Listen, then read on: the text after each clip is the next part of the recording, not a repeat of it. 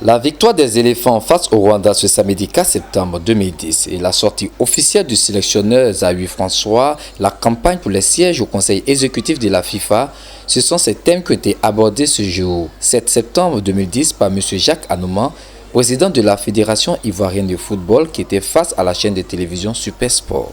Qu'est-ce qui a motivé le choix d'un entraîneur local à la personne de François Xavier? Écoutez, après 8 années d'expérience avec des entraîneurs expatriés, nous nous sommes rendus compte que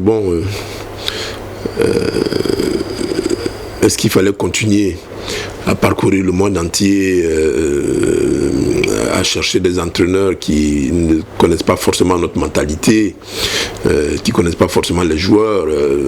Donc le comité de supervision que j'ai mis en place pour me conseiller a mis des critères, dont notamment la domiciliation de l'entraîneur, du prochain entraîneur de Côte d'Ivoire en Côte d'Ivoire. Il fallait qu'il reste ici parce que nous nous sommes rendus compte que dans l'équipe nationale, on avait quelques défaillances, notamment gardiens de but, les latéraux et même pourquoi pas quelques milieux. Donc il fallait quelqu'un qui puisse sur le plan national aussi chercher à recruter des joueurs pour remplacer ceux qui sont déjà en équipe nationale. Donc le fait de résilier en Côte d'Ivoire a été un facteur déterminant. Donc m'a été conseillé par le comité de supervision. Voilà, c'est comme ça que nous nous sommes dit pourquoi pas lui donner sa chance. Ça a commencé avec le match amical contre l'Italie et puis comme je l'ai dit, son discours a plu aux joueurs, aux dirigeants que nous sommes, et puis on a décidé de lui donner sa chance. Je pense que on n'a pas eu tort. Maintenant il faut l'encadrer, il faut faire en sorte qu'il ait le coup de franche pour remplir sa mission. Et quel est l'objectif que vous lui avez fixé? Mais comme tous les entraîneurs qui se sont succédés, le premier objectif c'est la qualification à la prochaine CAN.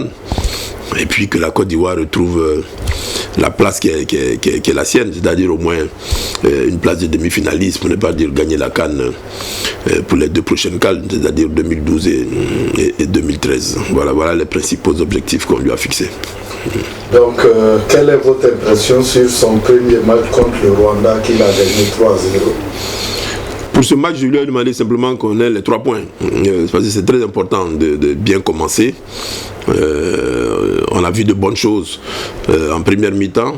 Et puis en seconde mi-temps, les joueurs du coup, ont géré le résultat. Il ne faut pas trop leur demander. Ils savent bien que qu'on ne gagne pas 7-0, pas 10-0, 3-0, c'est toujours 3 points. Donc je crois qu'ils ont géré le résultat.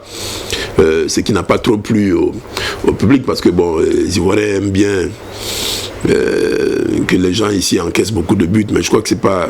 Il faut rester humble, respecter l'adversaire et puis bien jouer. Voilà, moi je pense que il n'a pas raté sa rentrée. On a vu de grosses cylindrées, notamment l'Égypte, le Maroc, la Tunisie et autres se faire accrocher. Donc ça veut dire qu'il n'y a plus de petites équipes. Donc c'est un bon résultat et pour lui c'est bien de commencer comme ça. Et quel est le cadre au bas? Retraite des éléphants ou pas? Non, pas encore. Didier est trop jeune pour prendre sa retraite. C'est exactement un peu comme le cas des siens. Ce sont des gens qui relèvent de blessures, qui ont besoin de confirmer en club, d'être à 100% de leur capacité. Et c'est ainsi que Drogba, en accord avec son entraîneur, a souhaité ne pas être convoqué pour le match contre le Rwanda et peut-être même contre le Burundi. Donc il n'y a pas de rupture avec l'équipe nationale. C'est un accord entre Didier et son entraîneur qui n'est pas venu jouer ce match-là. Et si on peut parler un peu des élections au Soudan. En 2011, au Soudan aura lieu les élections pour 2 postes au comité exécutif de la FIFA. Êtes-vous candidat à votre propre réélection? Évidemment que je suis candidat à ma propre succession, pour la simple raison que je pense que les représentants africains que nous sommes à la FIFA, nous avons rempli notre mission.